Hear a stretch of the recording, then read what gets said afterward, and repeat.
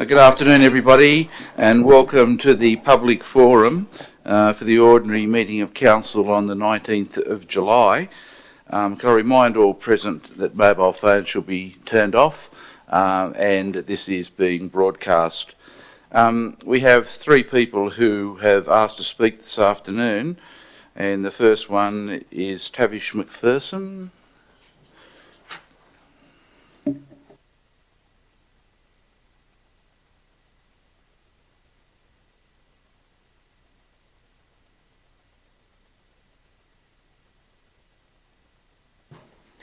Good afternoon, everyone. I'd like to start this address by giving some context to the following issues I'll be discussing. Last Saturday, on the 15th of June, a group of boys were riding at the Jib Trail, as per usual. This is allowed in accordance with the agreement reached by Council at the last forum, but these boys then became the victims of intimidation, coercion, as approximately 15 adults, presumed to be involved in land care, arrived at the trails. They then begun to pressure the boys about their riding of the trail and even stole property off them in the form of shovels. They justified this by their view of the shovels being rubbish and not in accordance with the council agreement of no trail extension. I would like to clarify that the presence of these shovels is not in defiance of the agreement. This is due to the fact that the shovels were there pre-agreement and are used for basic maintenance and maintenance only, not the extension of the trails. In the same way a golf course needs to be mowed, mountain bike trails need to be groomed and removed of debris to ensure a safe ride for any users of the trail, whether it be walkers or riders. Having recently experienced trail tampering at the Jib personally from the environmentalists who seek to put the lives of the riders in danger, basic grooming is vital, as without maintenance the trails would soon become dilapidated and unsafe. The implication by these radical activists that the riders are in defiance of the council agreement is deeply hurtful to all of us, as all the riders have been respectful to the wishes of council, accepting this decision and honouring it, unlike other parties involved. As we are the only group compromising and making adjustments in line with the agreement, we feel that the balance between the riders and land care is completely wrong. Even as we adjust happily and peacefully, we still find ourselves targeted and victimised by other stakeholders involved, who have so far made zero compromise to ensure the best outcome for both parties. While we completely understand the point of view of land care, we do not understand the righteousness and arrogance that led to blatant theft and omission of such, which is unjustified and out of line and ultimately jeopardises our safe riding practices. In conclusion, I, on behalf of all the Jib riders, would like to thank Council for their open-mindedness and consideration of all angles of the issue, as well as their commitment to it. Their decision to keep the trails open until a decision is made is also extremely meaningful to the riders, and we thank Council for it. Thank you for listening. Thanks for that. Next one is Jennifer Slattery.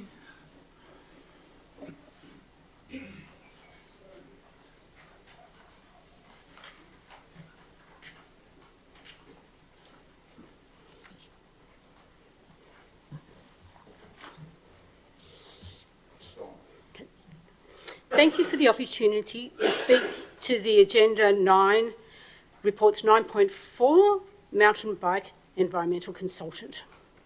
I thank Council for the installation of signage at the area containing these mountain bike tracks and clearly highlighting that they are unauthorised tracks and the activities that are not allowed. Hopefully these signs will serve as a warning to any bushwalkers where the tracks intersect with or are easily confused with the existing council-approved reservoir recreational walking track. I also thank Council for the report from leading mountain bike track experts on the safety risks to mountain bike users. The report highlights exactly what these tracks are. Black Diamond Gravity Track. These ratings are similar to those used in the skiing industry. Green equals beginner, blue equals intermediate, black equals advanced. So think of the Olympic run at Perisher. It is noted some of the tracks are being decommissioned as, according to the track experts, they do not comply with any of the track standards. I look forward to seeing the make good provisions of the decommissioning. I note that the report says that the council rangers will be patrolling the areas to ensure the tracks are not extended or enhanced. I have received a response from council staff that there is no council prepared baseline on the extent of the trails, side trails and trail features. The monitoring relies on the Ranger Patrol inspections and photos. From my perspective, rangers need a baseline so they can readily and equivocally identify if unauthorised work is being undertaken when they do their patrols. This isn't difficult to achieve. There are many apps that can be used as well as helmet cameras. The trail currently is listed on the Trail Forks app. I understand also this type of thing was done for the recreational walking paths when they were determining what the paths were and what the different features were on those paths. I ask that Council establishes a baseline showing the full trail route and location and description of all the trail features, and that the baseline be used for assessing and reporting on unauthorised works, i.e. extension and enhancement of the tracks. I do support the recommendation of the engagement of ecological surveys and planning for the preparation of a REF. I do not support that the REF be used to enable a final determination on the viability of these mountain bike tracks. The trails have been foisted onto the community without consent, without going through the required planning and compliance processes. How does this final determination impact on the draft plan of management for Mount Gibraltar Reserve and the plan, but not yet developed, natural areas recreational activity strategy? Does it mean that they will be considered by, in my opinion, stealth, as an existing approved activity in these documents? Thank you for that. Richard McDonald.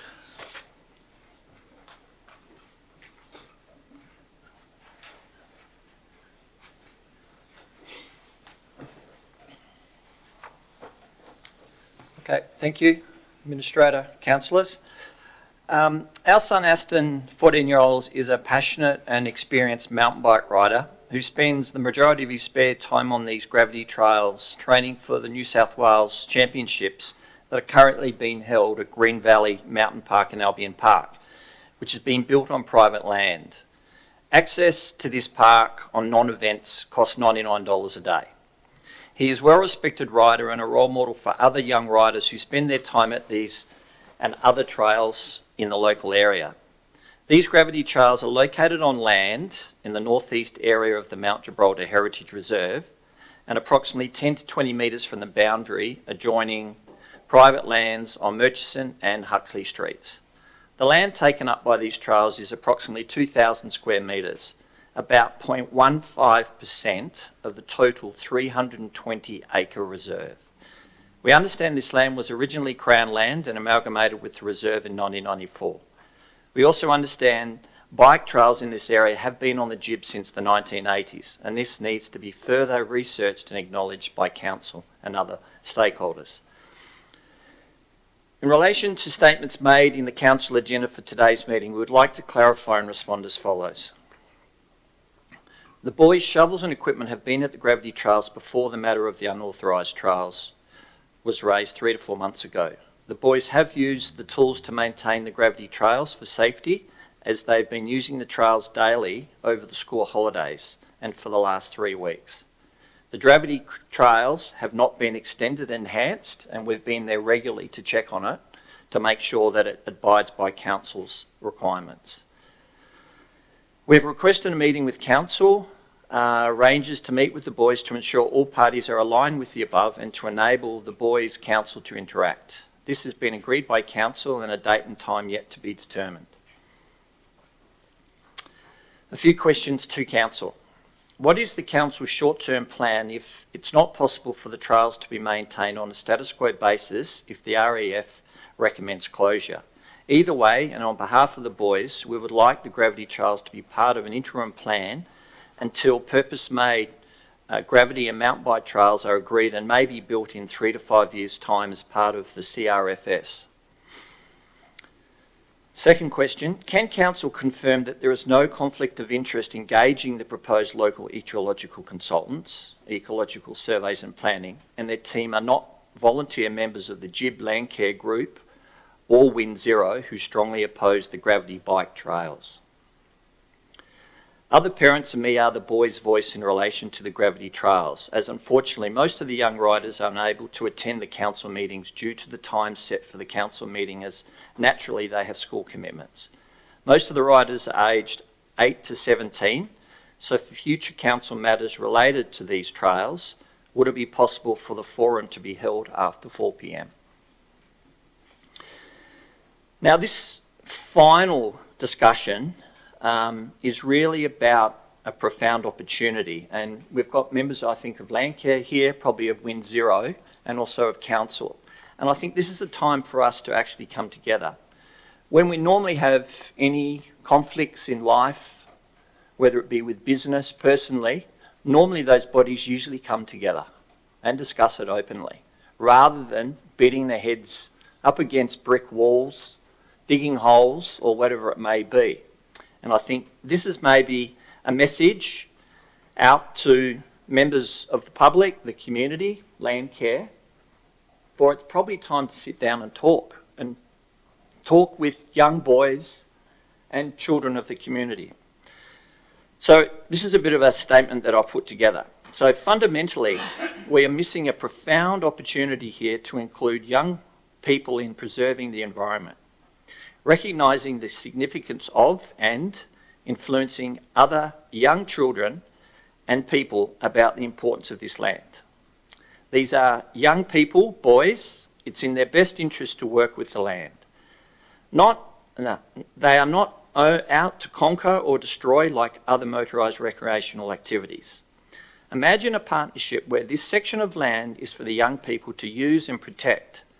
Then they too join Landcare in preserving other more significant areas of the GIB.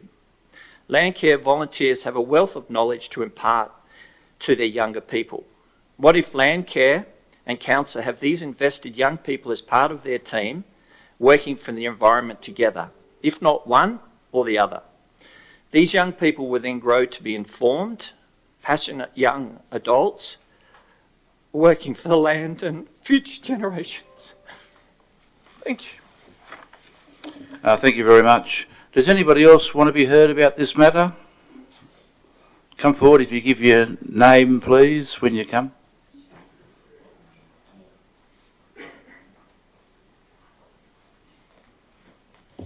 Hello, thank you for the opportunity to speak.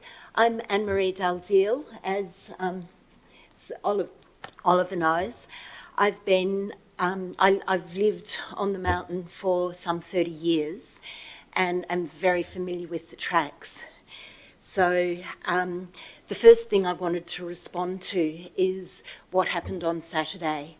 And there I was with a group of people with a Gunungurra elder on a cultural walk. Look, can I just say, I don't want to have a tit for tat about what someone said and what somebody else has said. So this is a forum for you to advance your view. If you want to clarify what was said, that's up to you.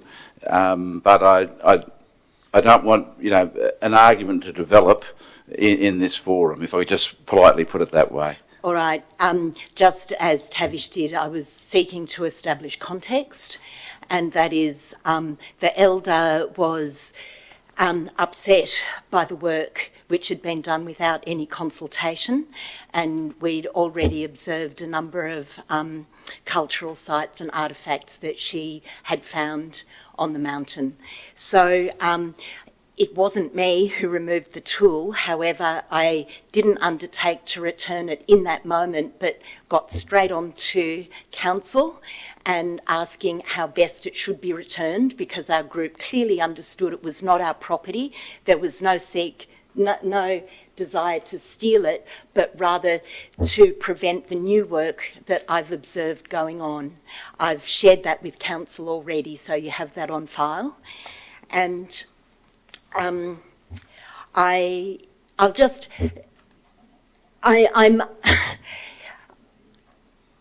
having a moment speaking here because what is called maintenance is a vast expansion of the trails. They're growing wider, they're growing in number, there are more jumps than there were, and the actual nature of that place is changing as earth is moved around, tree roots are exposed, soil is banked up on trees, and there's some concern about the vulnerability of these ecologies, and that when the next rain comes, there'll be substantial erosion.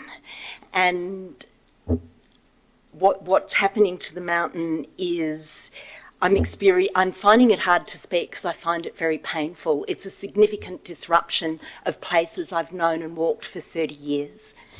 So finally, I applaud Richard's call to an opportunity to speak together. My submission about the tracks earlier spoke to just that. I love working with young people. I understand the joy you find in doing what you're doing, and I ask you to look to the nature of unauthorised tracks and what that actually means. What you're calling maintenance, I call expansion and extension. Perhaps we need to talk about that, to explore that, because it's a serious matter, and I would love to see it better understood between us all. I also hear your request to join Landcare or Bushcare groups. That sounds like a really wonderful step forward as well. And I hear that these are citizens of the future. But even though our hair has greyed, we're going to be around for a long time and look forward to those conversations. It's part of a healthy community, and it's where I hope we might go. The great concern I want to finish with is seeing that these tracks have now been posted on a public site, making the tracks available to people far beyond this shire. It's no longer local kids exploring something they love. It's now, it's mapped. Excuse me, Gay, I can't remember the name of the website. Trail Forks, and on that it's clearly identified and it's calling to people come in. I think this poses great risk to council responsibility, to risk to young people who are involved, and the last thing I want to see is anyone suffering brain injury or spinal injury. That would be a grief that would sit with me forever, even though I have nothing to do with it. Thank you. Thank you very much. There were two other requests to deal with matters at public forum, statements which residents had asked that be read. One relates to the Moss Vale Plastics Facility update, and the other one is the mountain bike trails. These matters will be tabled by the General Manager at Council.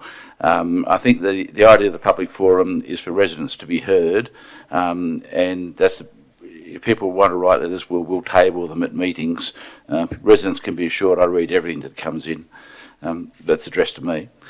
Okay, so that's the end of the public forum. 3:30, the council meeting will start, and after the formalities of the council meeting, I intend to deal with this matter first, because there's quite a bit on the business papers. So those who are interested in this matter, we can deal with it and move on to the other matters.